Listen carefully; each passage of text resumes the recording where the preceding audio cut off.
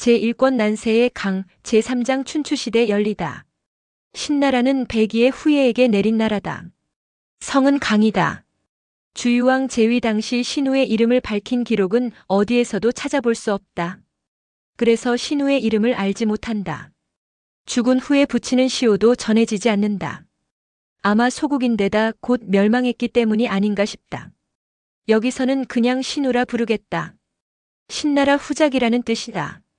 신우는 주왕실의 국구이다. 구란장인을 뜻한다.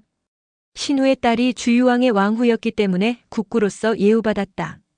소국의 제후였던 신우는 자신의 딸이 왕후에 오른 이후 일약 주왕실의 중심 세력이 되었다. 삼공의 반열에 오를 야심까지도 가졌다. 신을 대국으로 키우리라. 처음에는 잘 나갔다.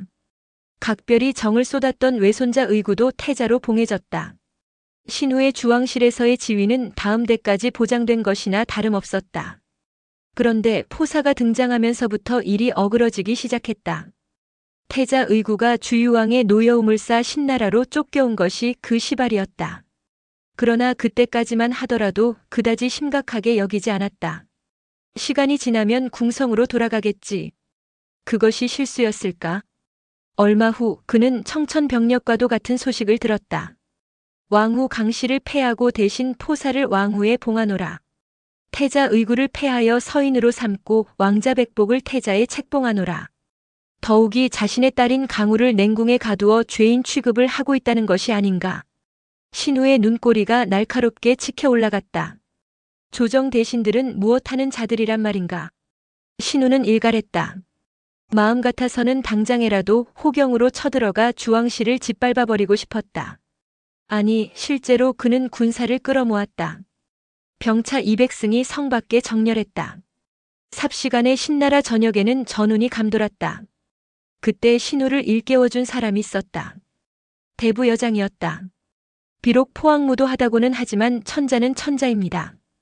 그 무렵만 해도 천자의 권위는 절대적이었다.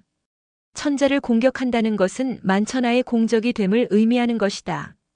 무엇보다도 후세의 길이길이 대역죄인으로 기록될 것이다.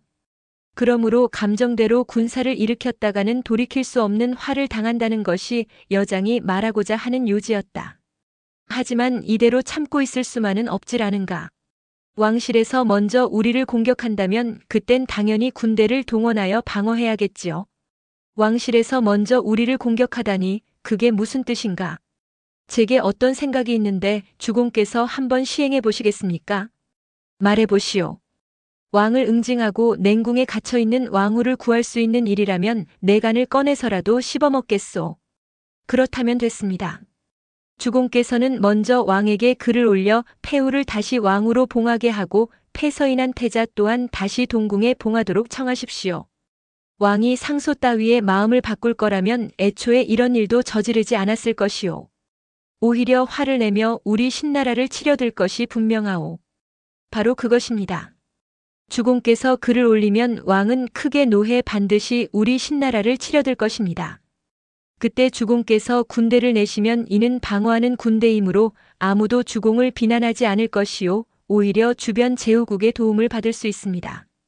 우리 군대의 힘으로 왕의 군대를 제압할 수 있겠소. 우리 힘만으로는 불가능한 일이지요. 하지만 견융의 힘을 빌린다면 왕성을 점령하고 왕후도 구해낼 수가 있습니다. 견융은 지금의 감숙성과 섬서성 일대의 세력을 펼치고 있는 융족 중의 한 부족으로 서융이라고도 불렸다. 주선왕 초기에는 그다지 강성하지 않았으나 시간이 지나며 상당한 세력을 가지게 된 유목 민족이었다. 여산에 봉수대를 설치한 것도 이 견융의 침공을 방어하기 위함이었다. 견융의 도움을 신우는 마음이 내키지 않았다. 아무리 주유왕에 대한 분노가 크다 해도 적대적인 견융의 도움을 받아야 한다는 사실은 꺼려졌다. 주공께서 염려하시는 바는 알겠사오나 융족은 목축을 하며 생계를 유지하는 부족입니다. 그들이 비록 강성하다 해도 호경을 차지할 만큼의 힘은 없으며 농경 문화에 익숙하지도 않습니다. 왕성을 점령한 뒤 금은 보화를 내주면 그들은 미련 없이 물러날 것입니다. 지금 조정에는 어진 신하들이 떠나고 간신들만 득세하고 있습니다. 이럴 때 호경으로 들어가 간신들을 내치고 왕후를 구출하며 태자를 복위시키면 이는 곧 주왕씨를 구원하는 것입니다. 주공의 공적은 성탕을 도운 이윤이나 주문왕을 도운 태공망의 공적에 필적할 것입니다. 이보다 좋은 기회는 없사옵니다. 이윤과 태공망은 모두 거왕과 주왕을 몰아내는데 큰 공을 세운 뛰어난 지략가로 오늘날까지 훌륭한 보좌의 상징으로 평가받고 있다. 그대 계책에 따르리라. 달콤한 유혹에 신우는 마침내 마음을 굳혔다. 여장의 조언에 따라 신우는 상소를 작성하여 올렸다. 옛날 거왕은 마리를 사랑하다가 하나라를 망쳤고 주왕은 발기를 총애하다가 은나라를 말아먹었습니다. 이제 왕께서 포사를 이게 하여 적자를 패하고 서계를 세웠으니 이는 부부에 의해 어긋나며 부자의 정을 끊으심입니다. 걸 주의 일이 어찌 옛날의 일에만 해당하고 오늘에는 적용되지 않겠습니까? 바라건대 왕께서는 즉시 잘못된 조처를 바로잡고 나라를 망치는 일이 없게 하십시오. 신우의 상소문은 이내 주유왕에게 전해졌다. 글을 읽어본 주유왕의 얼굴은 노기로 끓어올랐다. 자신의 포사에 대한 사랑을 마리와 달기로 비교한 것도 비교한 것이니와 강우를 복위시키지 않으면 주왕씨를 멸망시키겠다는 협박성이 짙은 글이 아닌가. 이놈이 나를 깔보아도 너무 깔보고 있구나. 금방이라도 궁중 안을 난장판으로 만들 기세였다. 객석보가 그런 주유왕의 옆에서 더욱 부채질을 하였다. 신우는 본래 외손자인 의구가 추방되었을 때부터 원한을 품어온 자입니다. 이는 반역이나 다름없습니다. 신우를 어찌 처리해야 좋겠는가. 마땅히 왕사군을 일으켜 죄를 다스려야 합니다. 이대로 놔두어서는 왕실의 채통이 말이 아닐 것입니다. 좋소. 그대가 군대를 이끌고 나가 신우를 붙잡아오라. 모든 것이 여장이 헤아린 바대로 되었다. 호경에 잠복해 있던 첩자들은 이 사실을 즉각 신우에게로 알렸다. 이제는 속히 견융의 융주 군주에게 서신을 보내어 군사를 일으키라 하십시오. 궁성에 있는 재물을 모두 내주겠다면 융주는 거절하지 않을 것입니다. 일이 여장의 계책대로 되어가는 것을 본 신우는 이제 그의 말이라면 무조건 믿게 되었다. 그것이 아니더라도 이미 화살은 시위를 떠난 뒤였다. 신나라 힘만으로는 왕사군에 대항할 수가 없다. 전쟁에 능한 견융에게 도움을 청하는 길 외에는 다른 도리가 없었다. 수레에 금과 비단을 싣고 사신을 견융으로 보냈다. 증나라와 서희족에게도 원군을 요청했다. 증나라는 하왕조의 후예에게 분봉한 나라로 산동성 서쪽 지대에 위치해 있었다. 서희족은 주왕실의 본국은 아니었으나 백의의 후손으로서 강족의 일족이었으므로 신나라와는 같은 혈통이었다. 신우의 움직임은 신속했다. 삽시간에 신견융, 증, 서희의 연합군이 형성되었다. 신나라는 지금의 남양에 위치해 있었으므로 남쪽에서부터 밀고 올라갔고 견융은 북쪽이므로 낙수를 따라 내려오다가 오늘날의 동천가도로 접어들었고 증나라와 서희족은 동쪽에서부터 황하를 끼고 호경을 향해 쳐들어왔다. 명분은 왕사군에 대한 방어였지만 실제로는 급습이었다. 호경을 함몰시켜 강우를 구출한 후 의구를 다시 태자에 봉하면 우리의 목적은 달성된다. 그 외의 행동은 일체 금한다. 신우는 남양가도를 따라 북상하는 중에 다시 한번 연합군의 목적을 각 장수들에게 상기시켰다. 이렇듯 그가 조심하는 것은 주왕실에 대한 대역 행위가 아니라는 것을 중원각 제후들에게 명확히 인식시켜주기 위해서였다. 4개국 연합군 중 군사력이 가장 강한 것은 견융이었다. 견융의 융주는 잘 훈련된 융병 1만 5천 명을 3대로 나누어 호호탕탕 남하하기 시작했다. 우선봉은 패정, 좌선봉은 마냐속, 중군은 융주 자신이 맡았다. 객석보는 느긋한 마음으로 왕사군을 편성하는 중에 신우를 맹주로 한 4개국 연합군의 침공 소식을 들었다. 북에서는 견융이, 남에서는 신우가, 동에서는 증과 서희가 물밀듯이 밀려오고 있습니다. 객석보는 대경실색했다. 숨기고 혼자 해결할 일이 아니었다. 주유왕 역시 놀라기는 마찬가지였다. 기밀이 누설되어 재앙이 먼저 생겼구나. 이 일을 어찌하면 좋단 말인가. 언제 국방에 신경을 쓴 적이 있었던가. 그래도 객석보는 산전수전 겪은 중신답게 당황해 하지만은 않았다. 왕께서는 속히 여산으로 사람을 보내어 봉화를 올리십시오. 불과 연기가 올라가면 제후들이 달려올 것입니다. 그때 안팎으로 협공하면 적을 물리칠 수 있습니다. 당연한 수순이었다. 그러기 위해 여산에 봉수대를 설치한 것이 아닌가. 주유왕은 즉시 사람을 보내어 여산 봉수대에 불을 지피게 했다. 이리똥 타는 연기가 하늘 높이 일직선으로 올라갔다. 그런데 웬일인가. 밤낮으로 봉화를 높이 밝혀도 군사를 거느리고 달려오는 제후들이 아무도 없었다. 지난날 여러 차례 봉화로 희롱을 당한 바 있는 그들은 이번에도 포사를 웃게 하기 위한 속임수련이 여기고 아무도 군사를 일으키지 않은 것이었다. 그제서야 주유왕은 정백우의 말을 듣지 않은 것을 후회했으나 때는 이미 늦었다. 신우를 비롯한 4개국 연합군이 호경을 겹겹이 에워싼 채 공격을 감행하기 시작했던 것이다. 이 모든 것이 그대 때문에 일어난 일이니 그대는 군사를 이끌고 나가 적병을 무찌르라. 주유왕은 모든 책임을 객석보에게 떠넘겼다. 그래도 객석보는 충심으로 주유왕을 섬겨왔던 것일까? 나가 싸우라는 명에 조금도 이의를 달지 않고 갑옷과 투구를 걸쳤다. 못났든 잘났든 내가 섬겨온 왕이다. 어찌 그 명을 따르지 않을 수 있겠는가? 객석보는 병차 200승을 거느리고 성문 밖으로 나갔다. 누가 보아도 무모한 행동이었다. 그 모습을 성 밖에 포진하고 있던 신우가 보았다. 옆에 있던 융주를 돌아보며 손을 들어 가리켰다. 저자가 바로 왕을 우매함 속으로 끌어들인 도적이요. 속히 달려가 단숨에 도륙내시오. 융주가 부하 장수들에게 외쳤다. 누가 저놈을 잡아올 텐가? 소장이 잡아오겠습니다. 우선봉 패정이었다. 그는 어느 틈에 말 위에 올라 객석보의 병차를 향해 일직선으로 달려나갔다. 당시 중원인들은 기마병이라는 것이 없었다. 4마리 말이 끄는 수레, 즉 병차 위에 올라 싸움을 하기도 하고 병사들을 지휘하기도 했다. 이를테면 지금의 전차 군단이다. 반면 견융을 비롯한 유목 민족은 말을 타고 전쟁을 벌였다. 대신 그들에게는 병차가 없었다. 전차대와 기마대의 싸움이다. 어느 것이 우월한 수단인지는 알 수 없다. 둘 다 장단점을 가지고 있으리라. 추측해보면 평원지대에서는 전차 군단이 유리하고 고원지대에서는 기마대가 유리하지 않을까? 아무튼 이러한 전투 수단은 춘추시대까지 계속 유지되다가 전국시대에 이르러 변화를 가져왔다. 중원인들도 기마대를 조직하기 시작한 것이다.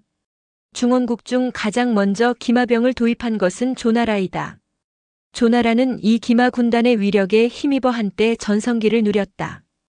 그 후 다른 나라들도 앞다투어 기마대를 조직한 것으로 볼 때 이동 속도가 빠른 기마병이 좀 더 우월한 전투수단이 아니었을까 생각해본다.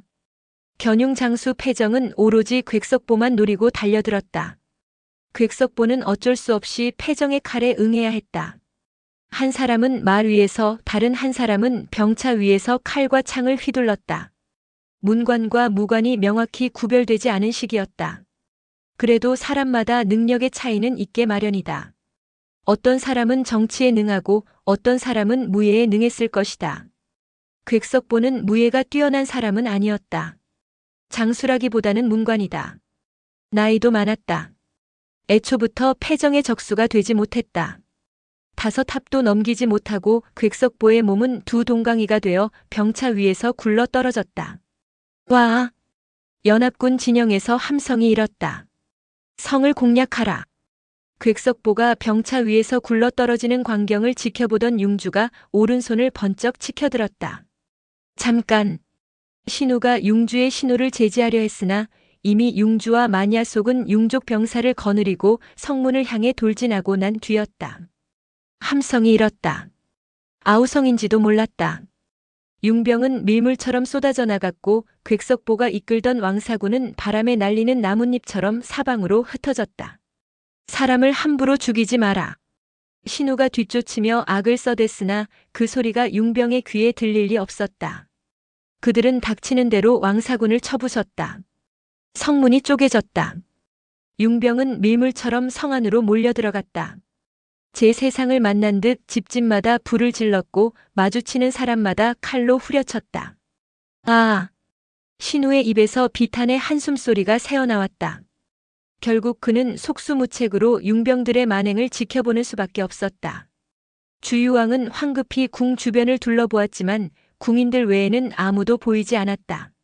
모두 어디로 간 것인가? 그의 외침은 공허하게 궁전 안을 메아리칠 뿐이었다. 몇몇 궁인이 서둘러 수레를 준비해 대령하며 말했다. 성을 빠져나가셔야 합니다. 주유왕은 포사와 백복을 태워 급히 궁성의 뒷문으로 빠져나갔다. 그러나 궁성 밖으로 나온 순간 오른편 길에서 한 무리의 병사들이 나타나 주유왕을 향해 곧장 달려오고 있었다. 이제는 다 끝났구나. 주유왕은 그들을 보고 달아날 기력조차 잃은 채 절망에 빠졌다. 그때 귀에 익은 목소리가 들려왔다. 왕께서는 놀라지 마십시오. 신이 어가를 지켜드리겠습니다. 주유왕은 소리가 나는 쪽으로 고개를 돌렸다. 이게 누구인가? 사도 정배구가 기세 좋게 말을 몰아 달려오고 있지 않은가? 오 숙부! 주유왕은 감격한 표정으로 외쳤다. 정배구 정나라 임금은 신정으로 본국을 옮긴 후 호경과 거리가 상당히 멀어졌음에도 불구하고 봉화가 올랐을 때 병사를 이끌고 달려온 것이었다.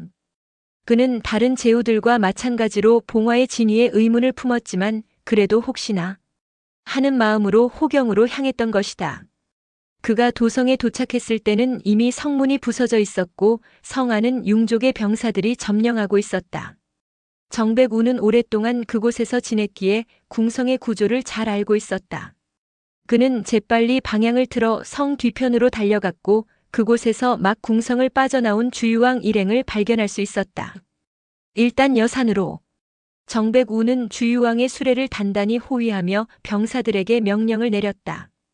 여산은 주변 제후국들과 통하는 길목이자 이궁이 있는 곳으로 그곳에 머물며 사태를 수습할 수 있으리라는 계산이었다. 한참을 달리던 중 뒤편에서 한 수레가 빠른 속도로 쫓아오는 것이 보였다. 추격해오는 적병은 아닌 듯하여 잠시 멈춰 기다려보니 수레 안에는 재상윤구가 타고 있었다. 그는 난리를 피해 뒤늦게 궁성을 빠져나온 주유왕의 소식을 듣고 급히 쫓아온 것이었다. 융병들이 궁성을 불지르고 창고를 약탈하고 있습니다. 많은 백관들이 난군의 손에 목숨을 잃었습니다. 윤구의 말을 들은 주유왕은 깊은 충격을 받은 듯 고개를 숙였고 눈물이 주르르 흘러내렸다.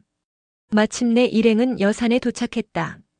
정배구는 또다시 봉수대에 불을 지펴 봉화를 올렸다. 횃불과 연기가 하늘 높이 솟구쳤지만 여전히 구원하러 오는 제후는 한 명도 없었다. 이 모든 것이 숙부의 말을 듣지 않아서 일어난 일이요. 주유왕은 정배구를 향해 간절히 용서를 빌었지만 정배구에게는 주유왕을 위로할 시간조차 없었다. 견융의 병사들이 여산 아래까지 추격해왔기 때문이었다. 사세가 급박합니다. 신이 목숨을 바쳐서라도 어가를 호위하겠습니다. 일단 제가 다스리는 정나라로 피하셨다가 다시 앞날을 도모하십시오. 그렇게만 된다면 평생 숙부의 말씀만 따르겠소. 주유왕의 다짐을 들은 정배구는 재빨리 여궁 앞에 불을 질렀다. 불길이 치솟자 융병들이 무엇인가 싶어 그쪽으로 몰려들었다. 그 틈을 타 정배구는 주유왕과 포사, 백복을 수레에 태우고 여궁 뒤편으로 빠르게 이동했다. 윤구, 어가에서 한 발자국도 떨어지지 마시오. 정배구는 단호히 외친 뒤 앞으로 나서서 포위망을 뚫기 시작했다. 사력을 다해 싸운 끝에 주유왕 일행은 겨우 여산을 빠져나와 정나라로 향하는 길목에 접어들었다. 그러나 견융의 장수들은 경험이 풍부해 이미 여산을 빠져나가는 길목을 차단하고 있었다. 포악한 임금아, 어디로 도망치는 것이냐? 앞길을 가로막은 이는 고리적이라 불리는 견융의 소장이었다. 정배구는 한치의 망설임도 없이 고리적을 향해 달려들었다.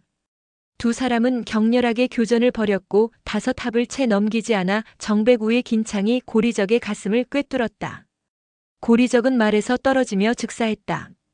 이를 본 융병들은 공포에 질려 흩어지고 말았다. 주유왕 일행은 다시 수레를 몰아 반 마장쯤 갔을 때였다. 뒤쪽에서 요란한 함성이 들려왔다. 이번에는 견융군의 선봉장 패정이 대군을 이끌고 맹렬히 추격해 오고 있었다. 윤구, 어가를 꼭 지키고 먼저 가시오. 나는 적병의 추격을 막으며 뒤따르겠소. 정배구는 적병을 상대할 준비를 마치며 굳은 결의를 다졌다. 그러나 융병의 숫자는 워낙 방대했다. 정백우를 따르는 병사는 고작 수백 명에 불과했지만 그는 한치의 망설임도 없이 싸움에 임했다. 긴 창을 휘두르며 적진을 휘젓는 그의 용맹은 신출귀몰 그 자체였다. 융병들은 정백우의 기세에 눌려 더 이상 전진할 수 없었다. 그러나 얼마 지나지 않아 견융의 융주와 좌선봉 마냐속이 속속 도착했다. 융주는 멀리서 정백우의 용맹을 지켜보다가 소리쳤다. 정백을 에워싸고 활을 쏘아라. 곧 화살이 소낙비처럼 쏟아졌다. 정백우는 아무리 신출귀몰한 용력을 가졌더라도 수없이 날아드는 화살을 모두 피할 수는 없었다. 마침내 그는 무수한 화살을 온몸에 맞고 쓰러지고 말았다. 정백우는 끝까지 싸우다 장렬히 전사했다. 정백우가 쓰러지자 융병들은 더 이상 거칠 것이 없었다. 좌선봉 마냐속이 주유왕의 수레를 따라잡았다. 윤구가 이를 막아보려 했지만 저항은 절망적 몸부림에 지나지 않았다. 마냐속은 단칼에 윤구의 목을 치고 주유왕이 탄 수레를 융주에게로 끌고 갔다. 주유왕은 두 손을 모아 융주 앞에 무릎을 꿇었다. 목숨만 살려주신다면 궁성 안의 모든 보물과 재화를 그대에게 드리겠소. 그러나 융주는 비웃으며 말했다. 저런 자가 왕이었다니.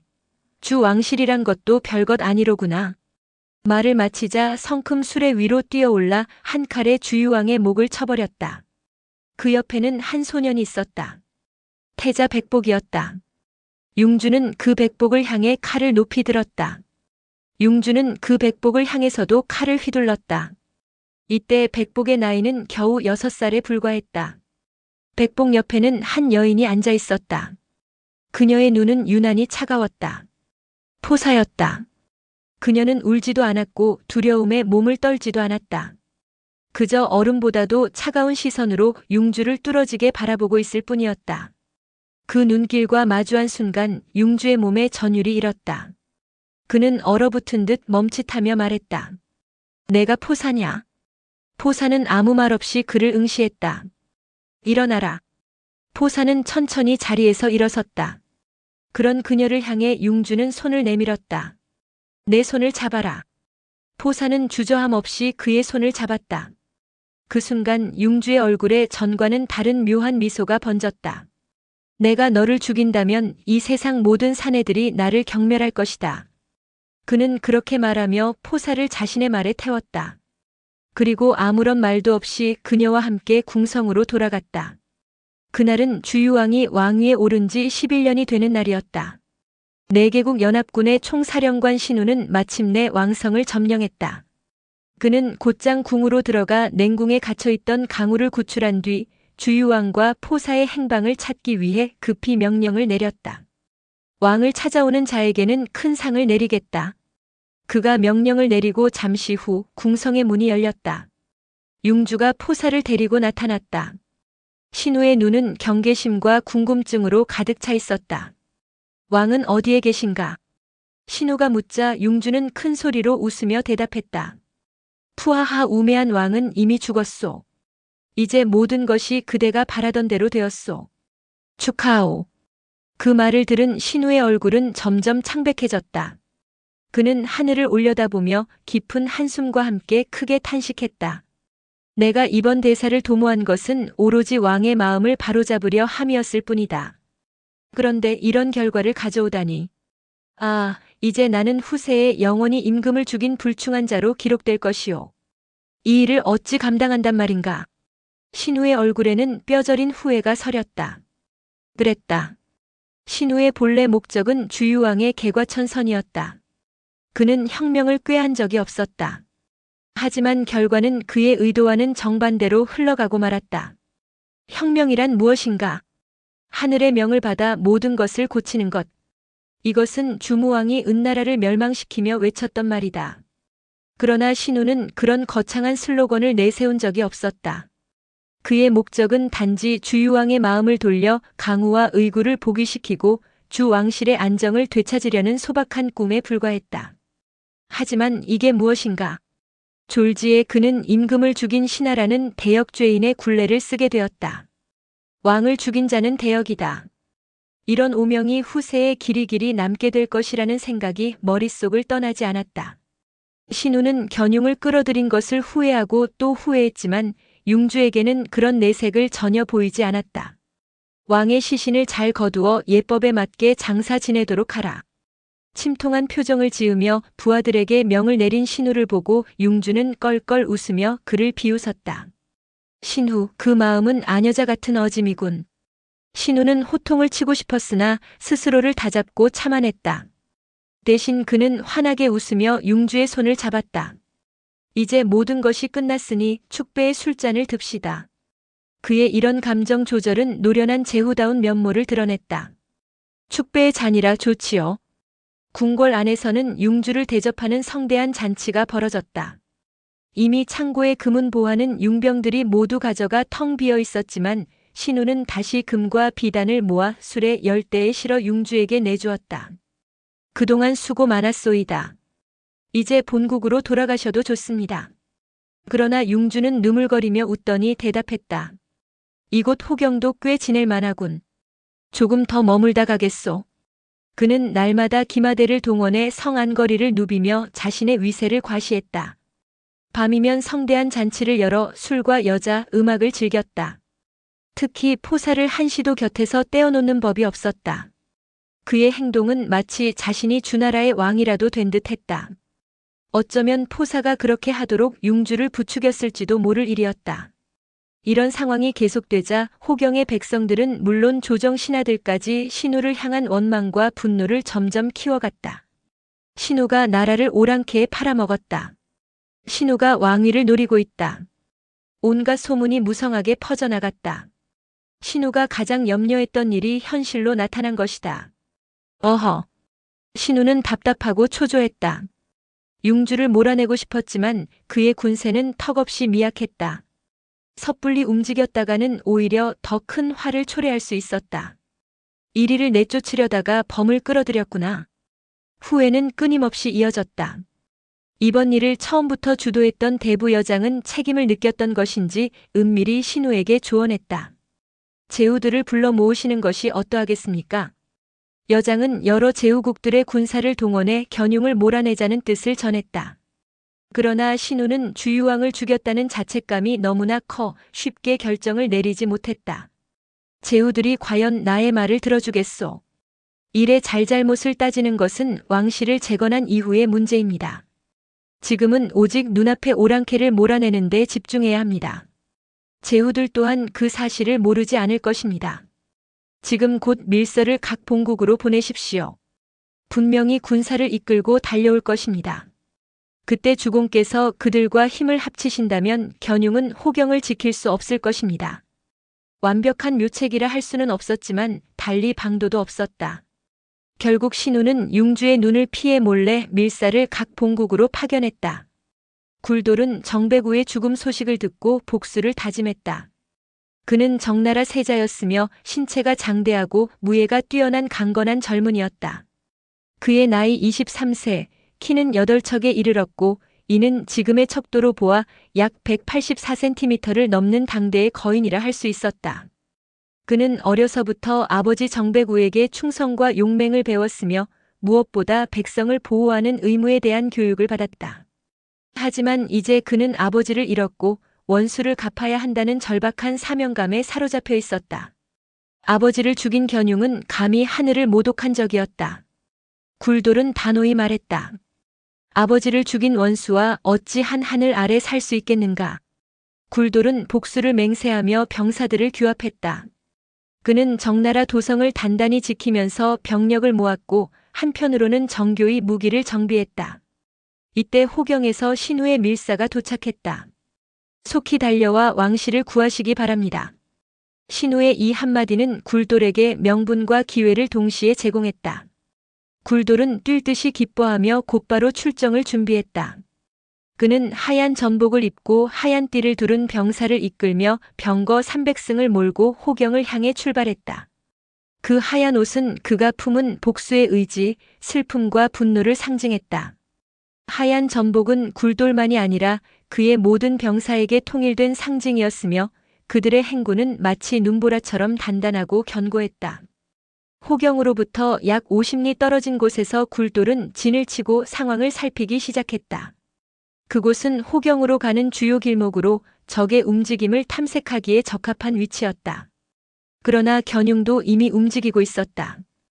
융주는 적나라 군사가 다가오고 있다는 소식을 듣고 성박 30리에 진을 치며 결전을 준비했다. 잘 되었다. 당장 병거를 휘몰아 그들을 덮쳐라. 굴돌은 분노와 복수심에 가득 차 바로 공격을 명령하려 했다. 하지만 공자성이 이를 막아섰다. 성은 굴돌의 아우로 침착하고 현명한 성격으로 알려져 있었다. 형님, 우리 병사들은 호경까지 쉬지 않고 달려왔습니다. 이미 많이 피로해져 있으니 지금 당장 싸우는 것은 무리입니다. 들리는 바에 따르면 신우가 여러 제후들에게 도움을 요청했다고 합니다. 조금만 기다리면 다른 제후들도 도착하여 우리의 힘이 배가 될 것입니다. 그때 함께 적을 치는 것이 만전지계가 아닐까 합니다. 공자성의 조언은 합리적이었다. 그러나 굴돌은 냉정함을 잃고 분노에 사로잡혀 있었다. 그는 성의 말을 듣지 않고 결정을 내렸다. 우리는 복수하러 온 군사다. 기다릴 시간이 없다. 더구나 견융은 교만으로 가득 차 있으니 지금이야말로 적을 공격하기에 가장 좋은 때다. 굴돌은 직접 병거를 이끌며 견융의 진체를 향해 돌격했다. 군사의 사기가 하늘을 찌르는 듯 했지만 정작 견융의 진영은 놀랍도록 고요했다. 기치도 북소리도 없었으며 병사의 모습조차 보이지 않았다. 굴돌은 이를 보고 성급함을 깨닫고 군대를 물리려 했다. 하지만 바로 그 순간 숲속에서 긴 동나의 소리가 울려 퍼지며 융주가 매복시킨 병력들이 일제히 쏟아져 나왔다. 견융의 병사들은 기세 좋게 돌진하며 적나라 군대를 포위했다. 적나라 병사들은 당황하여 창을 제대로 휘두를 수도 없었다. 결국 견융의 선봉장 패정과 마냐속이 굴돌을 직접 상대하며 싸움은 더욱 치열해졌다. 굴돌은 자신의 수레를 돌리며 큰 소리로 외쳤다. 물러나라. 이 싸움은 내가 책임진다. 그러나 이미 전세는 급격히 기울어졌고 적나라 군대는 30리 밖으로 퇴각해야 했다.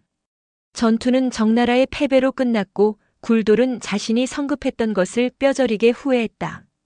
그는 패잔병을 수습하며 공자성을 불러 물었다. 내가 내 말을 듣지 않아 큰 실수를 저질렀구나. 앞으로 어떻게 해야 하겠느냐? 성은 침착하게 대답했다. 이곳에서 가까운 위나라로 가서 도움을 요청하는 것이 가장 좋은 방책이라 생각합니다. 굴돌은 성의 말을 듣고 군대를 돌려 위나라의 도성조가를 향해 나아갔다. 이곳에서 그는 위무후의 지원을 약속받았고 이후 진과 진의 제후들까지 합류하며 본격적인 견융 토벌을 준비하게 되었다. 전투를 위한 계책과 전술 회의가 계속되었고 마침내 동, 남, 북 3로로 나누어 공격을 개시하는 치밀한 작전이 세워졌다. 견융은 처음에는 혼란을 겪었지만 그 뒤 강력히 저항했다. 주나라 왕실을 구하기 위한 이 전쟁은 단순한 군사 작전을 넘어 정의와 복수의 상징이 되었으며 굴돌과 그의 동료들은 끝까지 최선을 다했다. 신우는 정, 위, 진 네 나라 제후가 군대를 이끌고 성박 30리에 수경하고 있다는 소식을 듣자마자 안도와 기쁨에 사로잡히게 됐다. 그는 속으로 말했다. 이제야 융주를 몰아낼 수 있겠구나. 하지만 기쁨은 잠시였다. 그는 융주의 눈을 피해 조용히 주공헌을 불러냈다. 주공이란 주나라의 직할 영지를 다스리는 공작으로 각 본국의 제후와 동격인 중요한 위치였다. 주무왕의 동생이자 노나라의 초대 임금이었던 주공단의 업적은 후세까지 전해져 내려오며 주공이라는 칭호에 무게를 더했다.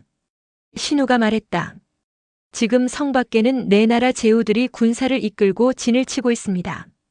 우리가 안에서 협력한다면 융병을 몰아내는 것이 그리 어렵지 않을 것입니다. 주공헌은 잠시 침묵하더니 답했다. 견융은 매우 강한 군사력을 가지고 있습니다. 지금 같은 정면 승부보다 분산책을 쓰는 것이 좋을 듯 합니다. 신우는 물었다. 구체적으로 어떤 계책이 있소? 주공헌은 차분히 자신의 계획을 설명했다. 융병의 전력을 흐트러뜨리기 위해 먼저 왕성의 보물과 재물을 빼돌리도록 그들의 시선을 돌리면 어떻겠습니까? 신우는 이 계책에 동의했고 그 즉시 융주를 찾아가 제안을 내놓았다. 듣자 하니 성 밖에 여러 제후들이 당도했다고 합니다. 융주께서는 우선 왕성의 보물과 비단을 본국으로 옮기는 것이 좋을 듯합니다. 잘못하다간 모두 빼앗길지도 모릅니다. 융주는 재물에 대한 탐욕을 숨기지 못하고 곧장 신우의 말을 따르기로 했다. 그는 신우에게 물었다. 어찌하면 좋겠소? 신우는 답했다.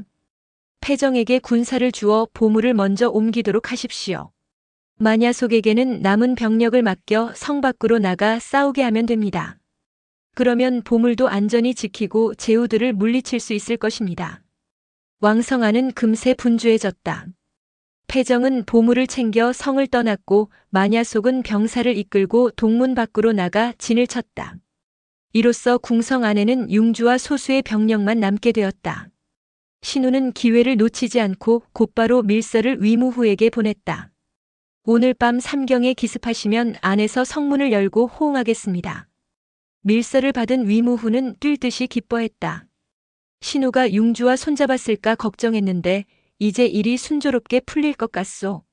밤이 깊어 삼경이 되자 동편의 위무후, 서편의 진군 영계, 북편의 진문후가 일제히 군사를 이끌고 성을 향해 진군했다. 갑작스러운 기습에 마냐 속의 병력은 혼란에 빠졌다. 병사들은 어둠 속에서 서로를 적으로 오해하며 패주했다. 이때 성 안의 신우와 주공헌 대부여장이 동, 남, 북문의 빗장을 풀었다. 이로써 세 나라 제후의 군대는 큰 저항 없이 성 안으로 밀고 들어갔다. 궁성 안에서는 혼란이 극에 달했다. 융주는 포사와 함께 경대에서 잠을 자고 있다가 요란한 함성 소리에 놀라 깨어났다. 창밖으로 보이는 광경은 처참했다. 그의 병사들은 제후군의 칼날 아래 쓰러지고 있었다. 융주는 당황하며 말했다. 서문은 어찌 되었는가? 호위병 하나가 대답했다. 서문 쪽은 조용합니다.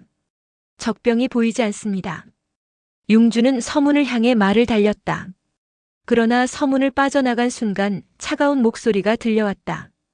오랑캐여 달아나지 마라. 적나라 굴돌이 여기서 기다린 지 오래다. 융주는 공포에 질려 말을 달렸고 가까스로 마냐 속의 패잔병들과 합류했다. 한편 성 안에서는 위무후 등 제후가 경대의 작은 방에서 비단끈에 목을 맨 포사의 시신을 발견했다. 그녀는 융주에게 버림받은 뒤 절망감에 스스로 목숨을 끊은 것이었다. 사가는 포사를 주나라를 멸망에 이르게 한 원흉으로 기록했지만 과연 그 책임을 오롯이 그녀 한 사람에게 돌릴 수 있을까? 포사가 없었다 해도 주왕실의 쇠퇴를 막을 수 있었을까? 이 모든 것이 단지 한 여인의 탓이라 할 수는 없으리라. 역사는 그렇게 단순한 것이 아니니. 견융이 왕성에서 완전히 물러나자 신우는 대대적인 잔치를 열었다. 그는 호경을 수복한 데 대해 제후들을 한자리에 초대하여 그들의 노고를 치하하고 환대를 베풀었다. 잔치의 분위기가 무르익자 신우는 가장 시급한 문제를 제기하며 주도권을 잡으려 했다. 불행히도 왕이 세상을 떠나고 나라는 부서졌소이다. 그러나 천하에는 하루라도 천자가 없어서는 안 돼요. 내가 신나라에 계시는 태자 의구를 모셔와 왕위에 올리려고 하는데 여러 제후들께서는 어떻게 생각하시오? 의구는 주유왕의 아들로 한때 태자 자리에 있었으나 포사가 등장하면서 동궁에서 쫓겨난 바 있었다. 그러나 포사의 정통성을 부정한다면 다음 계승자는 당연히 전 태자인 의구가 적합해 보였다. 신우의 발언에 위무후를 비롯한 대다수의 제후들이 찬성 의사를 밝혔다. 신우의 말씀이 합당하오. 하지만 한 사람이 반대 의견을 내세웠다. 바로 괭나라 임금 괵한공이었다. 이번 일은 모두 신우 때문에 벌어진 일이오. 그런데 의구는 신우의 외손자 이외다. 천자를 정하는 일은 공평하고 투명해야 합니다. 신우의 외손자를 왕위에 올리는 것은 합당하지 않소. 차라리 여신을 받드는 것이 낫지 않겠소. 괵한공은 괵석보의 아들로 이번 사태에서 견융과 싸우다 전사한 아버지의 복수를 위해 신우에 대한 적대감을 품고 있었다. 괵나라 중에서도 서괴은 주 왕실과 깊은 유대 관계를 맺고 있어 삼공의 벼슬을 이어받으며 왕실의 주류 세력으로 자리 잡아왔다. 그러나 괵석보가 신우의 책략에 의해 목숨을 잃으며 괵한공은 하루아침에 왕실 주도권을 빼앗겼다. 그에게 신우는 단순한 정치적 경쟁자를 넘어선 원수였다. 따라서 신우의 외손자인 의구를 천자로 세운다는 발언은 그의 분노를 더욱 자극했다. 궤칸공은 이를 가만히 넘길 수 없었다. 이번 내용은 단순히 주유왕의 죽음만으로 설명할 수 없었다. 이는 궤공과 신우 간의 주류와 비주류 세력 간의 오래된 경쟁에서 비롯된 것이었다. 주 왕실을 재건하는 문제는 곧 새 왕을 결정하는 문제와 직결되었고 내용은 더욱 격화되었다. 전태자 의구냐 왕자 여신이냐. 신우와 궤칸공 간의 신경전은 팽팽히 맞섰다. 결국 두 사람은 제후들의 판단에 따르기로 합의했지만 결과는 이미 예견된 것이나 다름없었다. 신우는 왕성을 수복하는 데 결정적인 공을 세운 인물로 인식되고 있었다. 이를 기반으로 제후들은 결정을 내렸다. 전에 태자였던 의구를 새 천자로 옹립합시다. 제후들의 결정을 들은 궤칸공은 불같이 화를 내며 자리를 박차고 일어섰다. 그렇다면 나는 여신을 새 천자로 옹립하겠소이다. 그는 왕자 여신을 데리고 호경을 떠나 위수가의 휴라는 땅으로 가 따로 등극 절차를 밟았다. 여신은 이로써 독자적인 왕위를 주장했지만 신우와 위무후를 비롯한 다른 제후들에게는 무시당할 뿐이었다. 한편 정나라의 세자 굴돌은 신우의 명령을 받아 신나라로 가 의구를 모셔와 호경에서 그를 왕위에 오르게 했다. 이로써 의구는 주왕실 13대인 주평왕으로 즉위했다. 하지만 궤칸공이 옹립한 여신은 끝내 정통성을 인정받지 못했다.